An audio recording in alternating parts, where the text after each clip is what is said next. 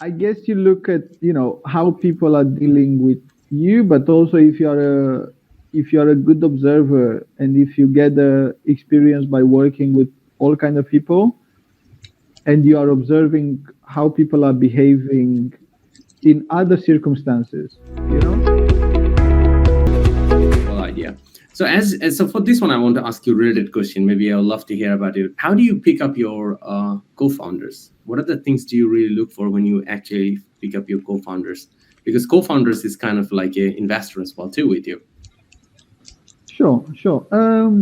I would say you have to have a shared vision over the thing, and not only on the short term, like, okay, you have similar values and similar vision, but that vision have to expand into a longer period of time. What is the thing that you want to achieve in, by the end of the year, and what's the thing you want to achieve in 10 years? So that's one of them. Another one is, for me, trust is very important. As I said, trust and empathy are two of the skills and qualities I'm looking into co-founding. Okay, shared vision, trust. That's the good thing. So, is there any particular things you really focus on when you are going to trust someone? Because what you said is very powerful in business.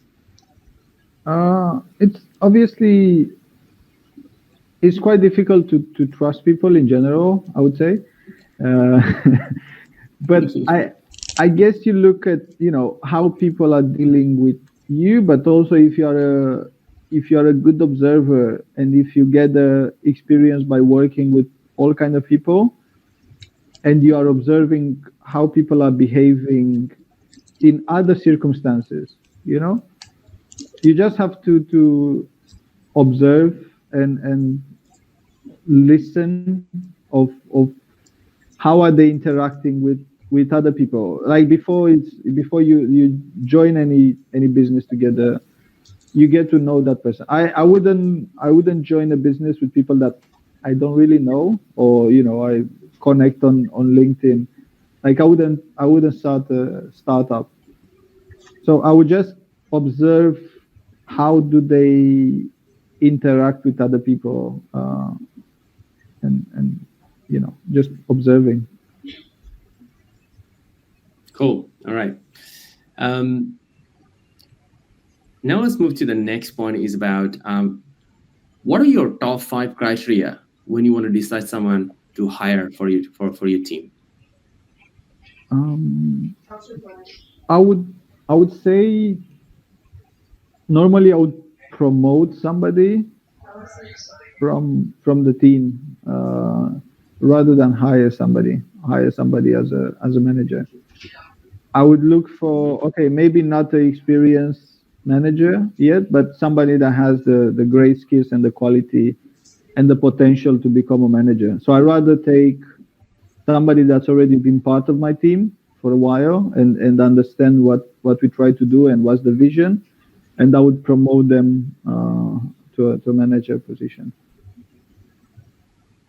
So yeah, that would for sure be my first choice. As I mentioned, like same as a co-founder would have to be somebody that understands the vision and the long-term plan and aim.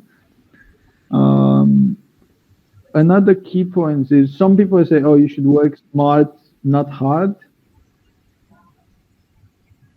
I partly agree, but I partly disagree as well. I think both of them are very needed. So I would say it needs to be somebody that is not afraid to do both. When it's the time to work hard because it's needed for the team, then we work hard. Also, definitely a team player. So it has to be somebody. If somebody only thinks for themselves, in the corporate world, I think it's quite common that people are quite selfish and try to go up the ladder a bit too much, maybe. So I would probably choose a manager that's more of a team player and pay attention to not only to the company but to his colleagues, because if you are selfish, your team is going to see that, you know, they will know, and I think it's very hard to trust you as a manager. So it will be somebody that's, you know, look at different aspects and being empathic really with the team and with the company itself. And also the last one, when choosing a manager, would be somebody that's not afraid to learn, somebody to not afraid to study, somebody that's not afraid to listen. Because I think in this society at the moment, we get a lot of everybody has an opinion, and everybody's opinion is the most important, but we don't really listen that much. You know, everybody wants to talk, everybody wants to make their point. But I think it's very important to learn and listen.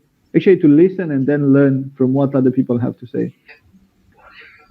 And then you can get different perspective, and then you can make a informed opinion or informed decision looking at different points. So that's one of another skill I would be looking at in management. Thank you, Mike. So viewers, here's the 5 skill Mike is going to looking for when he's hiring for a manager. So first, growing. So who can grow? Whenever he's hiring someone, I also pretty much like this when you want to hire someone for a team who can grow inside the team. Number 2, understand the company vision. Number 3, someone who can work smart and hard at the same time. Number 4, being a team player. Number 5, willing to learn and listen. So this is the 5 things coming from I got from sharing. So viewers, if you want to be a manager or looking for a manager jobs, these are the 5 skills you should be looking for. Because when you're looking for this 5 skill, you can help you to probably get the next promotions or next jobs in your career. So let's use it and become more successful.